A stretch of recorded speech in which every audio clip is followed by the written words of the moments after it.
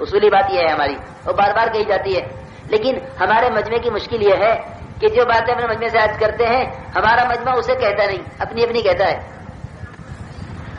لیکن وہ بات آگے رہ جاتی ہے. کروانا چاہ رہے وہ ان سے کہہ رہے. ایسا تو نہیں ہے کہ ہم کوئی دل لگی کے لیے جمع ہوئے ہیں، ہاں کہ کوئی دل لگی کی باتیں کرے اسے مزہ آوے، کہ نہیں ایک مقصد ہے، وہ مقصد ہم پر کھل جاوے. یہ مقصد کیا ہے کہ اپنی زندگیوں کے اندر تبدیلی لانے کے لیے دوسروں پر محنت، دوسروں کو دعوت دیں گے کہ اس لائن کا مجاہدہ دعوت دینے والوں کو دوسروں سے پہلے نوازے گا. یہ اللہ کا وعدہ ہے، کیونکہ اللہ کی طرف بلانے والے اللہ کے اور اس کے بندوں کے درمیان رابطہ ہیں. تو جو اللہ کے بندوں کے درمیان رابطہ ہے کہ رابطے والوں کو پہلے ملتا ہے کہ تم ہمارے بندوں کو ہم سے جوڑو گے تو ہم ان سے پہلے تمہیں اپنے سے جوڑ لیں گے. یہ ہے اللہ کی سنت، یہ ہے اللہ کا طریقہ کہ جو میرے بندوں کو میری طرف بلائیں گے اور مجھ سے جوڑیں گے، میں ایسے لوگوں کو دوسروں سے پہلے اپنے سے جوڑ لوں گا. میرے دوستوں بزرگوں، جو کسی کھوئے ہوئے بیٹے کو اس کے باپ تک پہنچاوے گا کہ اس کا باپ اس تلاش کر کے لانے والے سے زیادہ خوش ہوگا. کہ اللہ رب العزت ان بندوں سے خوش ہوتے ہیں جو اللہ کے کھوئے ہوئے بندوں کو اللہ سے ملاویں. اس لیے ہم اپنی نمازوں کو عمدہ کرنے کے لیے، اپنی نمازوں میں ترقی کرنے کے لیے دوسروں کو نماز کی دعوت دیں گے. پہلا کام یہ ہے ہمارا. کیوں دعوت دیں گے؟ کہ میں نمازی ہوں وہ بے نمازی ہے، یہ بنیاد ہے دعوت دینے کی؟ نہیں میرے بزرگوں دوستوں، بنیاد یہ ہے کہ میں اپنی نماز میں ترقی کے لیے دوسروں کو نماز کی دعوت دے رہا ہوں تاکہ اس بے نمازی کی نحوست سے کہیں ہمارے اپنے اعمال متاثر نہ ہوں. اس لیے کہ ایک بے نمازی کی نحوست کا جو اثر پڑے گا وہ نمازی کو متاثر کرے گا. موسیٰ علیہ السلام سے یہ فرما رہے اللہ تعالی کہ موسیٰ، جو شخص نماز سے کامیابی کا یقین نہیں رکھتا وہ کہیں تمہیں نماز سے نہ روک دے، کہ وہ کہیں تمہیں نماز سے نہ روک دے جو نماز پر یقین نہیں رکھتا. اور ہوتا یہی ہے کہ دوستوں میں سے ایک نماز شروع کی تو 10 اس کے دوست اس کو روکنے والے، باپ روکنے والا، ماں روکنے والی، بھائی روکنے والے کہ یہ تم نے کیا شروع کر دیا. اور یہی نہیں، جتنے بھی شریعت کے احکامات ہیں سب میں رکاوٹ وہ بنتے ہیں جن پر اس نے محنت نہیں کی ہے. یہ اپنی محنت سے اپنے ماحول کو بدلے، کیونکہ دعوت تو اس کے لیے عمل کا ماحول قائم کرے گی، اور عمل صرف دعوت نہیں ہے تو اس عمل میں رکاوٹیں پیش آئیں گی. فرماتے تھے کہ جو دوسروں کو دعوت دے گا، اگر اللہ نے دوسروں کے لیے ہدایت مقدر کی ہے تو وہ اس کے راستے پر آ جائیں گے، اور اگر ان کے لیے ہدایت مقدر نہیں ہے تو اس کی دعوت اس کے لیے راستہ صاف کر دے گی. امت کا قسم کھا کے کہتا ہوں بڑا طبقہ وہ ہے جو دین پر چلنا چاہتا ہے لیکن معمولی رکاوٹوں کی وجہ سے نہیں چل سکتا. ہم شریعت کے مطابق چہرہ نہیں بنا سکتے، ہم شرعی لباس نہیں پہن سکتے، ہاں ہم نماز نہیں پڑھ سکتے، ہم جماعت میں نہیں جا سکتے. ہماری رکاوٹیں ہیں. کیوں رکاوٹ ہے؟ کہ تم نے دعوت سے اللہ کی مدد کو ساتھ نہیں لیا ہے. ورنہ دعوت سے جب نبیوں کی مدد غیروں کے خلاف ہوتی ہے تو دعوت سے مسلمانوں کی مدد اپنوں کے خلاف کیوں نہیں ہوگی؟ ہاں کہ مسلمان کی رکاوٹ تو اسلام میں جو ہے بہت کم ہے جو رکاوٹ غیروں کی طرف سے تھی اسلام کے لیے. جی ہاں، کیونکہ وہ تو پھر مسلمان ہے. کہ مسلمان کا اور مسلمان کے دین میں رکاوٹ بننا غیروں کے دین میں رکاوٹ بننے سے آسان ہے، لیکن دعوت نہ ہونے کی وجہ سے یہ بھی مشکل ہو گیا ہے. اس لیے میرے بزرگوں دوستوں عزیزوں، سب سے پہلا ہمارا کام یہ ہے کہ ہم نماز کی دعوت دیں. ہم نماز کی دعوت دیں گے تو نماز پر اس طرح استقامت ہوگی جس طرح مؤذن کو نماز پر استقامت ہے. مؤذن نماز نہیں چھوڑتا، مؤذن نماز نہیں چھوڑ سکتا. کہ محلے کا کوئی آدمی نماز کو نہ آئے لیکن مؤذن نماز پڑھے گا. کیوں؟ کہ وہ اذان سے نماز کا داعی بنا ہوا ہے، دوسروں کو کہہ رہا ہے حی علی الصلاۃ حی علی الصلاۃ، کہ جو دوسروں کو نماز کی طرف بلا رہا ہے کہ اس سے تو نماز کے چھوٹنے کا سوال ہی نہیں ہے. کہ اگر ساری امت اس طرح نماز کی دعوت پر آ جاوے تو پھر اس امت کو نماز پر استقامت ہو جاوے. لیکن کہ دوسروں کے لیے ہے تو پھر یہ چیز تمہیں تھکا دے گی اور بٹھا دے گی کہ ہم نے تو تبلیغ کر دی، ان کو ہو گئی تبلیغ.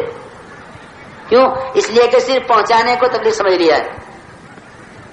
حالانکہ یہ وہ محنت ہے جس محنت کرنے والا مرنے تک محتاج ہے، کیونکہ نماز کی کوئی انتہا نہیں ہے کہ جتنی محنت کرتے جاؤ گے نماز میں ترقی ہوتی جائے گی. تو پہلا کام یہ ہے کہ دوسروں کو نماز کی دعوت دیں اپنی نماز میں ترقی کرنے کے لیے، یہ پہلا کام ہے.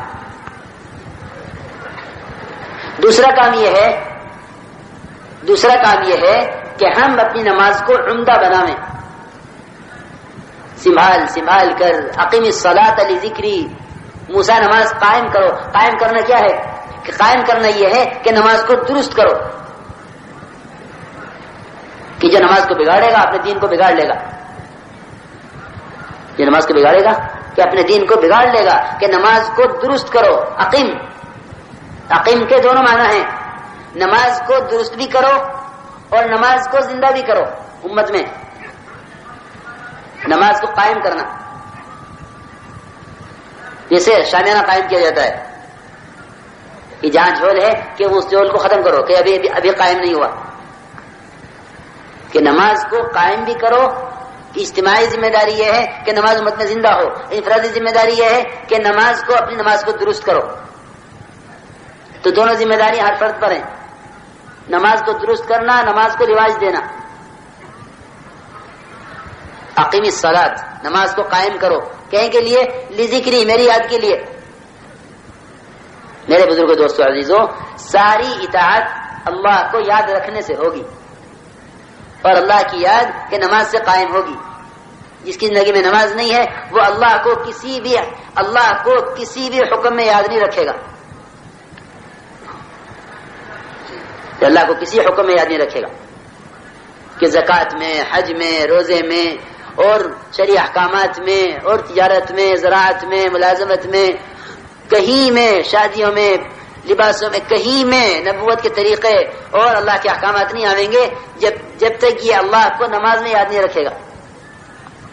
کہ نماز اللہ کی یاد پیدا کرنے کے لیے ہے. یعنی جو نماز کو درست کرے گا اور نماز میں اللہ کی یاد کی مشق کرے گا، اللہ رب العزت اس کی پوری زندگی میں اطاعت لاویں گے، پوری زندگی میں دین لاویں گے. اس لیے پہلا کام یہ ہے کہ ہم نماز پر پہلی مشق یہ کریں کہ ہم نماز کے ظاہر کو درست کریں. اقیم، نماز قائم کرو. جو نماز جلدی پڑھے گا اس کے لیے بڑی وعیدیں ہیں کہ جو نماز بگاڑے گا اپنے سارے دین کو بگاڑے گا. اس لیے پہلا حکم یہ دیا گیا ہے کہ نماز کو درست کیا جائے. کہ جو نماز کو جلدی پڑھے گا. حذیفہ رضی اللہ تعالی عنہ نے ایک آدمی کو دیکھا مسجد نماز پڑھتے ہوئے جو نماز جلدی پڑھ رہا تھا. نماز جلدی کیوں پڑھی جاتی ہے؟ نماز کو وہ جلدی پڑھے گا جس نے اپنے تمام مسائل کا حل تو اسباب سے جوڑا ہوا ہے اور نماز اس کی عادت میں ہے، یقین میں نہیں ہے. کہ مسائل کا حل تو باہر سے ہے. میں ملازم ہوں، میں تاجر ہوں، میں زمیندار ہوں، امام صاحب جلدی نماز پڑھانے کیونکہ میں تاجر ہوں.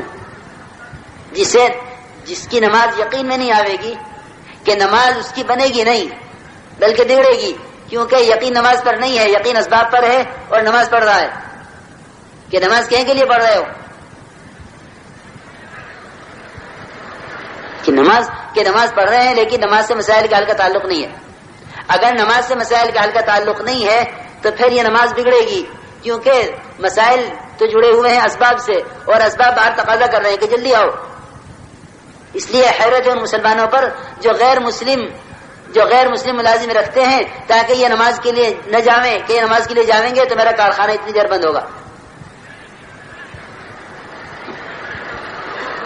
کہ افسوس ہے مسلمانوں پر جو غیر مسلم ملازم تلاش کرتے ہیں. کہیں کے لیے کہ اگر یہ نماز کے لیے گئے مسلمان تو میرے کارخانے اتنی دیر بند ہوگا، لہذا غیر مسلم ملازم رکھو تاکہ میرا کام چلتا رہے. میں تو مالک نماز پڑھوں گا لیکن ملازم غیر مسلم رکھوں گا تاکہ اتنی دیر بھی میری دکان یا میرا کارخانہ چلتا رہے. جی ہاں، مسلمانوں کی عادت ہے یہ. کیونکہ اگر مسلمان رکھیں گے تو پھر وہ کیا کرے گا کہ وہ 5 وقت کی نماز کو جاوے گا اور ہر نماز میں کہ 15 منٹ لے گا جانے کے آنے کے. اس لیے غیر مسلم ملازم چاہیے. جی ہاں، عرب ملکوں میں غیر مسلم ملازم بلاویں تاکہ نہ یہ عمرے کو جاوے نہ یہ حج کو جاوے. جی ہاں، یہ نماز پر یقین نہ ہونے کی وجہ ہے کہ مسلمان کو نمازی ملازم نہیں چاہیے.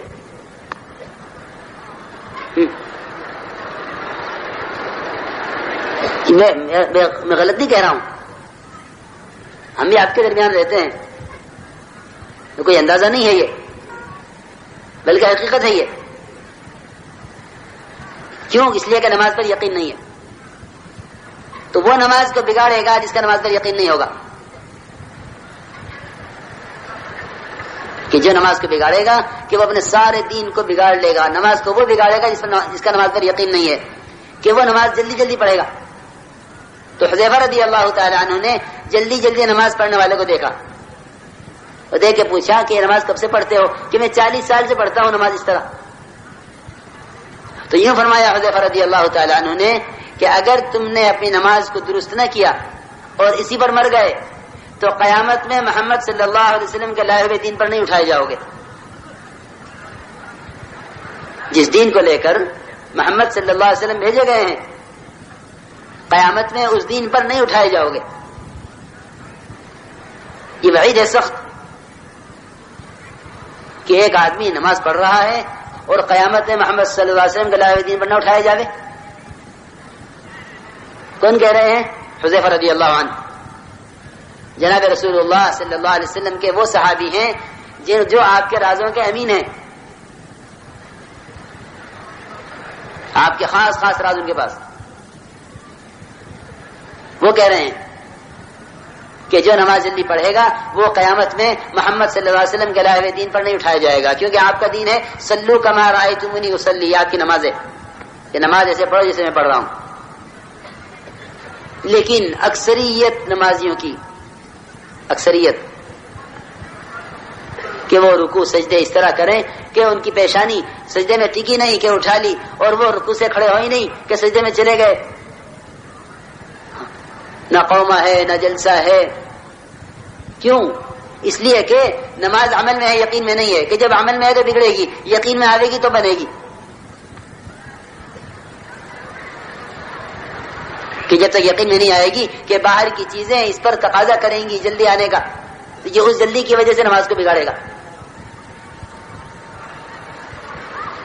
اس لیے میرے بزرگوں دوستو عزیزو، سب سے پہلا کام ہمارا یہ ہے کہ ہم اس نماز کو درست کریں کہ یہ جو نماز درست ہوگی وہ برائی سے روکے گی. لوگ پوچھتے ہیں کہ ہم نماز تو پڑھتے ہیں لیکن نامحرم کو بھی دیکھتے ہیں، کیا کروں؟ نگاہ ہی نہیں ہٹتی کہ اندر وہ قوت نہیں پیدا ہوئی ہے جو اس کو حرام سے روک دے. تو وہ قوت کیسے پیدا ہوگی؟ کہ وہ قوت تو پیدا ہوگی نماز کے بننے سے، کہ نماز کو بناؤ. عقیم کا لفظ آیا ہے، کیا مطلب ہے؟ کہ جو نماز کو بنائے گا اس کی نماز کو برائی سے روک دے گی. وَأَقِمِ الصَّلَاةَ إِنَّ الصَّلَاةَ تَنْهَىٰ عَنِ الْفَحْشَاءِ وَالْمُنكَرِ. نماز کو قائم کر، یعنی تو نماز کو درست کر، کیونکہ درست نماز ہی تجھے منکرات سے روکے گی. بگڑی ہوئی نماز جس نماز کو بگاڑا گیا ہے وہ برے کاموں سے کیسے روک دے گی؟ یقینی بات ہے قرآن کی کہ نماز برائیوں سے روکے گی، لیکن شرط یہ ہے کہ یہ نماز بنے. میرے دوستو بزرگوں، روایت میں آیا ہے کہ جو شخص رکوع اور سجدے کے درمیان سیدھا کھڑا نہ ہو، رکوع سے اٹھتے سجدے میں چلا جائے، کہ جو شخص رکوع سجدے کے درمیان سیدھا کھڑا نہ ہو، اللہ رب العزت اس کی نماز کی طرف نگاہ اٹھا کر نہیں دیکھتے. اللہ رب العزت اس کی نماز کی طرف نگاہ اٹھا کر نہیں دیکھتے کہ یہ کیا کر رہا ہے.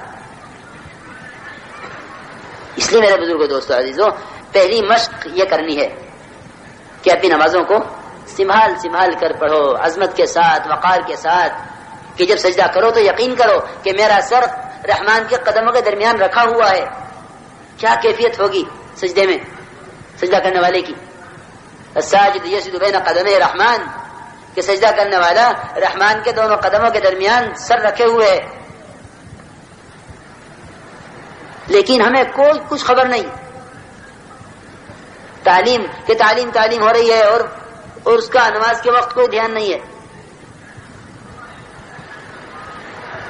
کچھ خبر نہیں کہ نماز میں کہ یہ مومن کی معراج ہو رہی ہے. حضور اکرم صلی اللہ علیہ وسلم ایک معراج کر گئے لیکن ہر ایمان والے کو معراج دے گئے کہ مومن کی معراج ہے اور اس کی معراج ہو گئی، اسے خبر بھی نہیں. جی ہاں، کہ وہ قرب بھی ہے اور تنہائی بھی ہے اور اللہ کے ساتھ سرگوشی بھی ہے، سب کچھ ہو رہا اور اسے کچھ خبر نہیں. کیونکہ میرے بزرگوں دوستوں اب اعمال بھی غفلت سے ہو رہے ہیں، کیونکہ اعمال عادت بن گئے. عمل کیا بن گئے؟ عادت. حالانکہ ہمیں ہر عمل کو ذکر بنانا ہے اللہ کے دھیان سے. اللہ کے دھیان سے ہر عمل عبادت بنے گا. کہ سب سے پہلے نماز عبادت بنے گی اللہ کے دھیان سے. نماز عبادت بنے گی سب سے پہلے اللہ کے دھیان سے. اس لیے ہمیں نمازوں کے اندر اللہ کے دھیان کی مشق بھی کرنی ہے کہ نماز کو ذکر بناؤ. نماز کو ذکر بھی کہا گیا ہے قرآن میں کہ نماز کو ذکر بناؤ. فسعوا الی ذکر اللہ، کہ دوڑ پڑو اللہ کے ذکر کی طرف. کہ نماز کو ذکر فرمایا اور نماز کو ایمان بھی فرمایا ہے قرآن میں. کہ نماز کو ایمان بھی فرمایا، نماز کو ذکر بھی فرمایا. یعنی اپنی نماز کو یقین بھی بناؤ اور اپنی نماز کو اللہ کے دھیان سے ذکر بھی بناؤ اور اپنی نماز کو اللہ کے ذکر سے اطاعت پر بھی لاؤ. جو نماز بنے گی نہیں وہ ذکر نہیں بنے گی، کیونکہ ذکر اطاعت کو بھی کہتے ہیں. حضرت عمر رضی اللہ عنہ فرماتے ہیں ہر اطاعت کرنے والا ذاکر ہے. تو اپنی نماز کو اطاعت پر لاؤ. یعنی جس نے نماز کو بگاڑا ہے کہ اس نے بھی نماز کو اطاعت پر، کہ وہ اپنی نماز کو اطاعت پر نہیں لایا، اور جب بھی نماز کی اطاعت پر نہیں لایا کہ وہ اپنی پوری زندگی کو اطاعت پر نہیں لا سکتا. اپنی زندگی کو اطاعت پر نہیں لا سکتا جب بھی نماز کو اطاعت پر نہیں لایا. اس لیے نماز کو صحیح کرو علم سے، کہ نماز کا علم حاصل کرو کہ کیسے نماز بنے گی، کیسے نماز بگڑے گی، کیا چیزیں نماز کو فاسد کریں گی. اس کا علم حاصل کرو. یہ نہیں رکوع کر لیا رکوع کرنے والوں کے ساتھ، سجدہ کرنے والوں کے ساتھ، کہ نہیں نماز سیکھو، کہ نماز سیکھو. ورنہ یہ حرکتیں کہ یہ نماز کا ظاہر ہے، اندر کیا ہو رہا ہے کہ وہ سیکھنے سے پتہ چلے گا. جب حلقوں میں بیٹھتے ہیں مذاکروں کے تو پتہ چلتا ہے کہ نماز میں کتنی کمی ہے. اس لیے میرے دوستو عزیز بزرگوں پہلا کام یہ ہے کہ ہم اپنی نمازوں کے ظاہر کو درست کریں اور پھر اپنی نماز کے اندر اللہ کے دھیان کی مشق کریں. اللہ کے دھیان کی مشق کریں، یہ دوسری مشق ہے. اور تیسری مشق یہ ہے نماز کے اندر کہ ہم نماز سے اپنے مسائل کو حل کرواویں. یہ 3 مشقیں ہمیں نماز پر کرنی ہے. اللہ کے راستے میں نکلے ہوئے ہوں تو، مقام پر ہوں تو، سب کے لیے یہ بات ہے کہ نماز پر 3 مشقیں کرنی ہیں. ایک سب سے پہلی مشق اس کے ظاہر کو درست کرنے کی، کہ اس میں رکوع، سجدہ، قومہ، قاعدہ، جلسہ ٹھیک ہو اور اس میں سورہ فاتحہ، قرات اور سورت ٹھیک پڑھی جاوے. اس میں تحیات، اس میں دعائے قنوت کہ اس کو یاد کیا جاوے ٹھیک. یہ ایک پہلی مشق ہے. اور دوسری مشق اس کے اندر اللہ کے دھیان کی ہے. اللہ کے دھیان کی مشق نماز ہی میں ہو سکتی ہے کیونکہ یہ سب سے زیادہ قریب کرنے والا عمل ہے. اگر سب سے زیادہ اللہ کے قریب کرنے والے عمل میں اللہ کا دھیان پیدا نہ ہوا تو جو عمل اس کے بعد کے ہیں ان میں اللہ کا دھیان کیسے پیدا ہو جائے گا؟ سیدھی بات ہے. اس لیے میرے بزرگوں دوستو عزیزوں دوسری مشق کرو نماز میں اللہ کے دھیان کی. میں سچی عرض کرتا ہوں کہ جتنا اللہ کو یاد رکھا جا سکتا ہے نماز میں اور جتنا آسان ہے اللہ کو نماز میں یاد کرنا اتنا کسی عمل میں ممکن نہیں ہے. اگر کوئی بیت اللہ سے چمٹا ہوا بھی ہو تب بھی وہ نماز سے زیادہ قریب اللہ کے ہو نہیں سکتا. جی ہاں، بیت اللہ سے چمٹا ہوا ہے لیکن نماز نہیں ہے، تو یہ کہ یہ چیز اتنا ہی دور ہے جتنا دور ہندوستان میں رہ کے. جی ہاں، کہ اللہ کے قرب کا ذریعہ صرف عبادت ہے. اس لیے میرے بزرگوں دوستوں، ہم نماز میں اللہ کے دھیان کی مشق کیا کریں، یعنی بالارادہ بتکلف اپنے دھیان کو ہٹاؤ اور اللہ کی طرف لگاؤ.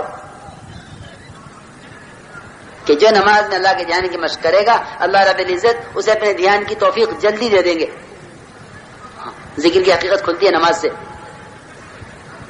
لوگ سمجھتے ہیں کہ ذکر تسبیحات سے، کہ نہیں، تسبیحات میں اللہ کا دھیان بعد میں آئے گا، پہلے نماز میں آئے گا.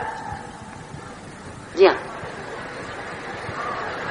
سچی کہہ رہا ہوں میں کہ جیسا لمبے لمبی تسبیح پڑھے نا، لمبے لمبے ذکر، 1000 یہ پڑھا، 2000 یہ پڑھا، تو وہ بیچارے وہ لمبے لمبے وظیفے پڑھتے ہیں،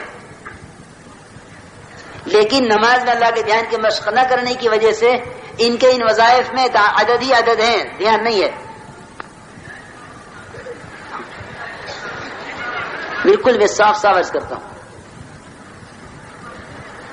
اللہ کے دھیان کی مشق کے لیے نماز کے علاوہ کوئی چیز ہے ہی نہیں.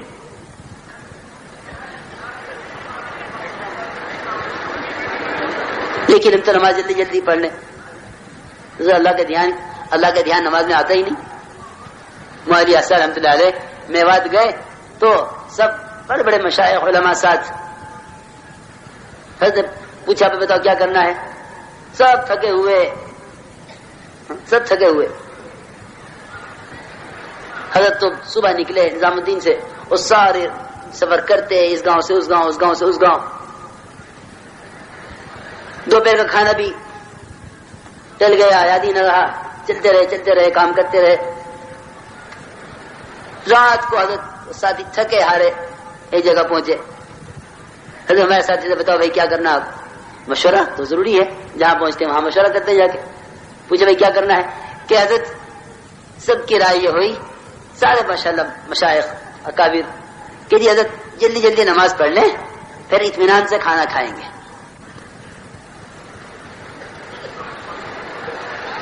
پھر آپ کی کیا رائے، سب کی یہی رائے کہ جلدی جلدی نماز پڑھ لو پھر اطمینان سے کھانا کھائیں.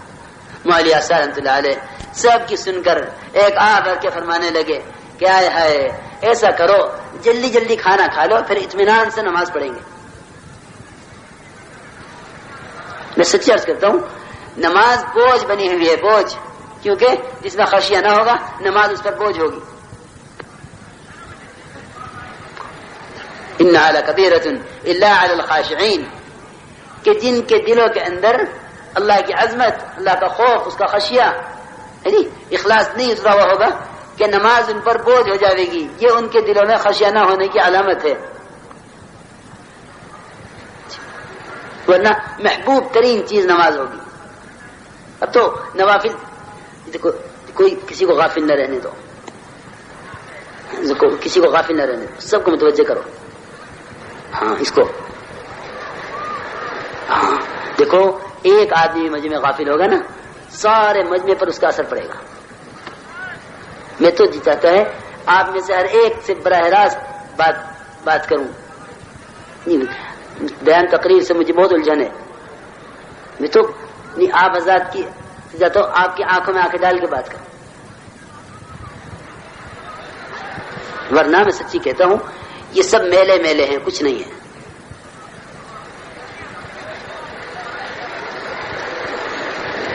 میں تو جب ایک آدمی کو میں دیکھتا ہوں میری طرف نہیں دیکھ رہا، بس میں سمجھ لیتا ہوں کہ یہ یہاں نہیں ہے. شیطان ذکر کی مجلس میں پوری غفلت کے لانے کی کوشش کرتا ہے. ایک آدمی میری طرف نہیں دیکھ رہا ہوتا نا، بس میں سمجھ لیتا ہوں کہ یہ یہاں نہیں ہے. میں تو آپ میں سے ہر فرد سے براہ راست بات کر رہا، میں آپ میں سے ایک سے بھی غافل نہیں ہوں انشاءاللہ. اس لیے درخواست یہ ہے کہ آپ میں سے بھی کوئی ہم سے غافل نہ ہو. پھر تو انشاءاللہ آپ حضرات فائدے محسوس کریں گے، ورنہ تو میلہ ہے، میلے میں لوگ آتے چلے جاتے ہیں۔ میں عرض کر رہا تھا میرے دوستوں بزرگوں، اپنی نماز میں اللہ کا دھیان پیدا کرو بالارادہ، اور تیسری مشق یہ کرو نماز پر کہ نماز سے اپنے مسائل کو حل کرواؤ، نماز سے اپنے مسائل کو حل کرواؤ۔ اللہ رب العزت کے ساتھ بدگمانی یہی ہے کہ مسائل کا حل تو اللہ نے اسباب میں رکھا ہے اور نماز سے ہوگا۔ جب ہم نے قدرت کو اسباب کے ساتھ باندھ لیا تو اب تو مطلب یہ ہے کہ اب نماز پر یقین نہیں رہا۔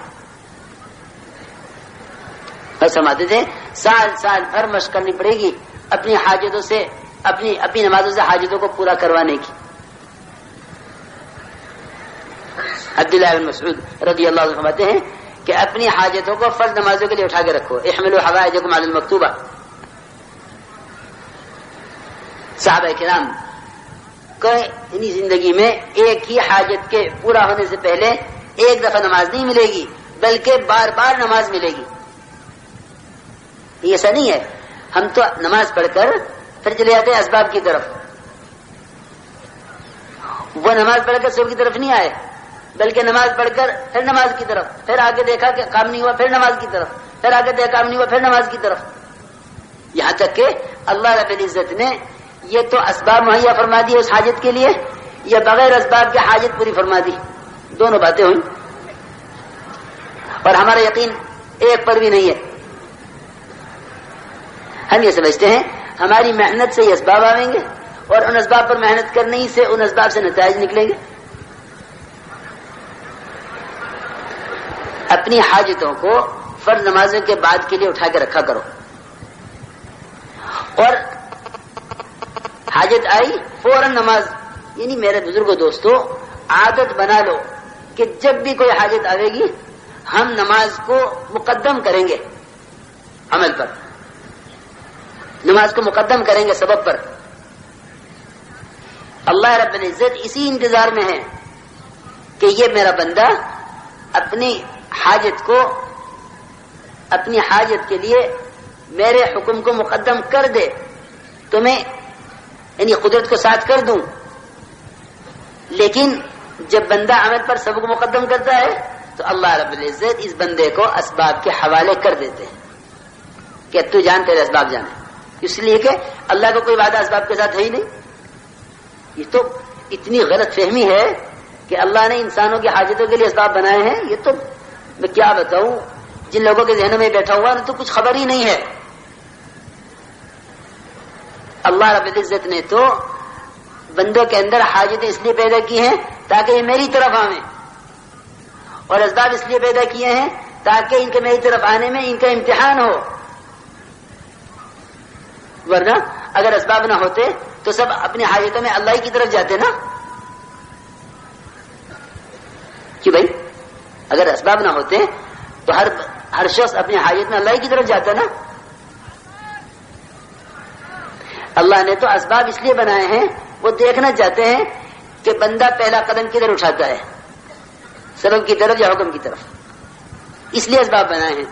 ہم یہ سمجھتے ہیں کہ اللہ نے حاجتیں پیدا کی ہیں، ان حاجتوں کی وجہ سے اسباب پیدا کیے ہیں، حالانکہ نہ حاجتیں حاجتوں کے لیے پیدا کی ہیں نہ اسباب حاجتوں کے لیے پیدا کیے، بلکہ حاجتیں پیدا کی ہیں اپنی ذات کی طرف رجوع بڑھانے کے لیے۔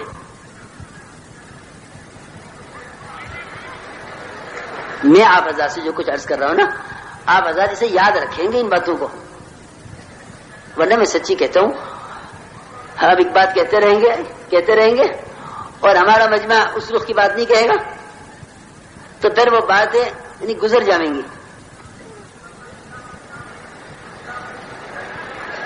اور میں کیوں نہیں کہتا مجمع ان باتوں کو؟ اس لیے نہیں کہتا مجمع ان باتوں کو کہ یہ باتیں ماحول کے رواج کے خلاف ہیں۔